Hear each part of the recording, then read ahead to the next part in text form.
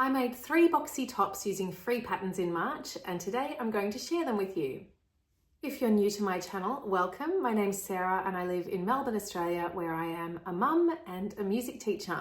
At the beginning of March, I shared a video about my plans for Sew Frugal 25, and today, the 31st of March, is the reveal date. So I'm excited to show you what I have made.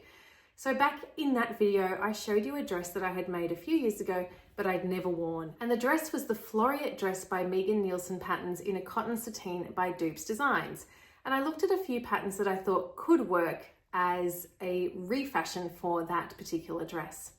Now, as it turned out, I didn't actually end up having all that much choice because there was only one pattern that fit onto that original dress, and that was the Agustina boxy top by thefabricstore.com. So that is what I ended up turning that dress into, and I've got it on right now. I actually really love the way this came up. I did have some comments on that video that perhaps the print would be a little bit too large scale or a bit bold for a top, but I am really into it actually, and I'm really happy with how it's turned out. I've worn it several times already since making it, and yeah, I think it looks really cool.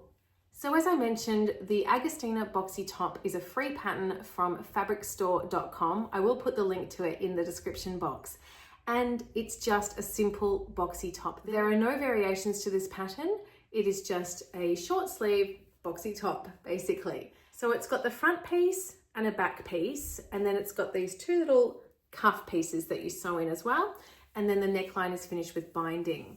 So it's a pretty quick top to make. The attaching of the binding is probably the most time-consuming part of the construction, but yeah, it comes together pretty quickly. So my dress that I'd made, the Floriette dress, had a seam running all the way down the back piece.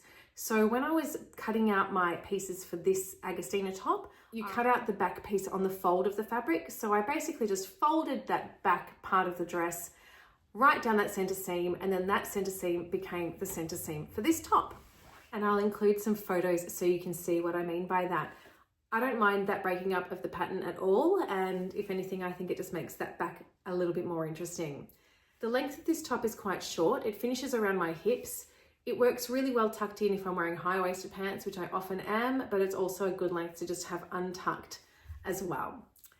So that is my Agustina boxy top. There's not much else to say about it, apart from the fact that I'm really, really happy with the transformation. I've already had more wear out of it this month than I had in the 3 years since I'd made the dress in the first place. So definitely a worthwhile transformation for this fabric.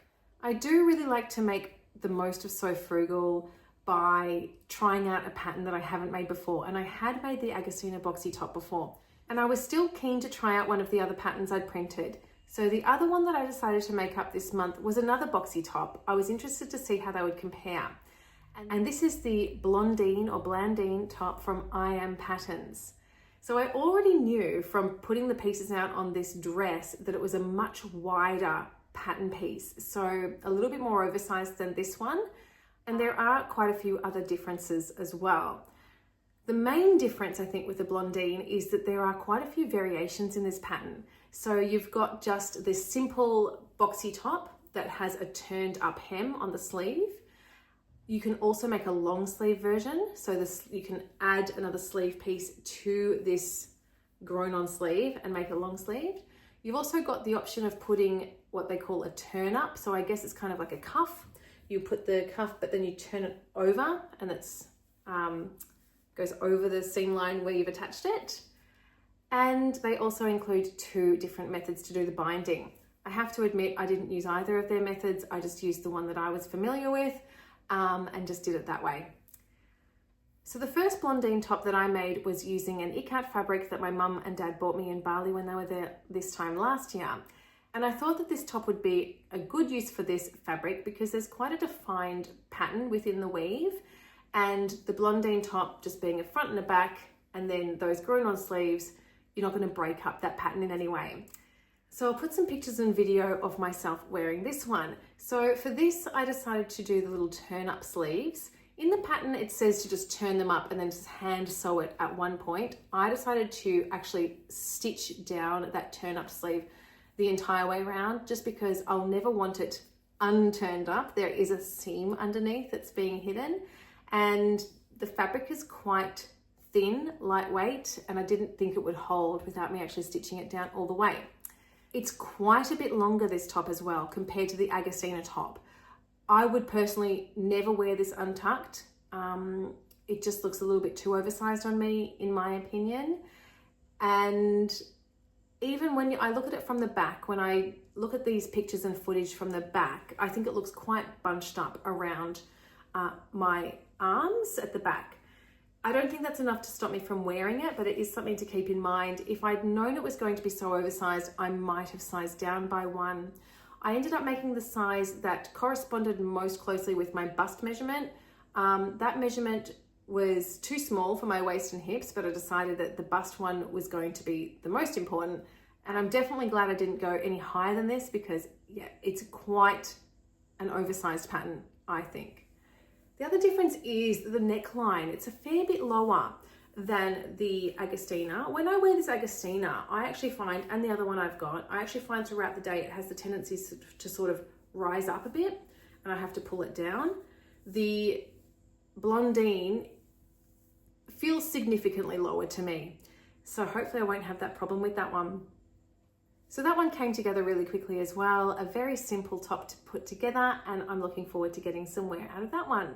The Blandine top can also be made in knit fabrics, and interestingly, there are no separate instructions for how to do it with a knit. I think it just said to use a zigzag stitch or something like that when you're putting it together. Nothing else is different, so that was interesting. I've made other patterns in the past where if there's a woven version and a knit version, then there'll be a different neckband for the knit one. This one doesn't have that. It's just still use a binding and bind the neckband. So I was a little bit worried about that. I was a little bit worried that that neckline would be a little bit bulky. So for this one, I used a 100% cotton jersey with this beautiful olive and cream stripe. I bought this from Draper's Fabrics in the middle of last year, and it's just been sitting in my stash waiting to become a t-shirt for all that time. Because it has minimal stretch and because this pattern doesn't require a neckband, I thought this could be a really good pattern to give it a go on. So as I said, the construction was exactly the same. For this one, I decided not to do the little turn-ups and just keep it really, really simple and just hem those sleeves. And so that made this one a really quick one to sew up. There were no sleeves to attach. There was no neckband to sort of stretch into place. It was just that binding technique again.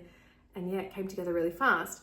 When I first put it on, my first reaction was, this is way too big. It looks way too oversized on me. I think with the lower neckline and the length of it, I just felt I looked a bit swamped.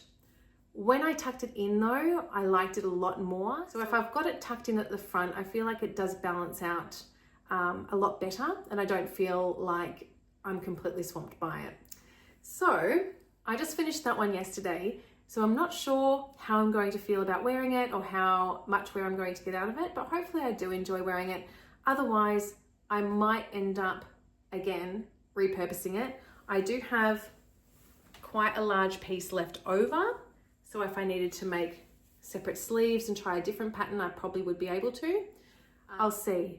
But I do really like the fabric, and yeah, it could be a handy t-shirt to have, one that doesn't come up so high. It'll be interesting to see how that neckband wears. I have been noticing with some of my other t-shirts that do have that separate neckband attached that some of them have started to become a bit loose, the actual neckband. So maybe having the bound neckline, that won't be an issue. So they are my 3 entries into the Sew Frugal 25 competition.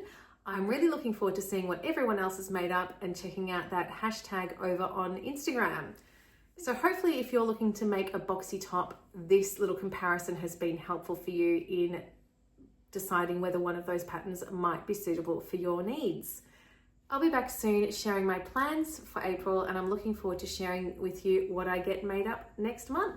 Thank you so much for watching today, and I'll see you next time. Bye-bye.